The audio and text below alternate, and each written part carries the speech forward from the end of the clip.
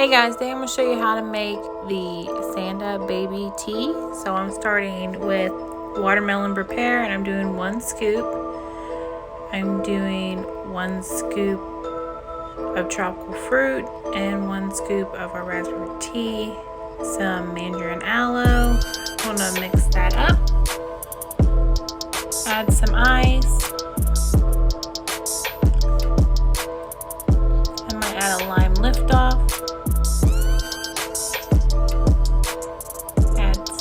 Ice and water, and then I'm going to top it with strawberry stevia.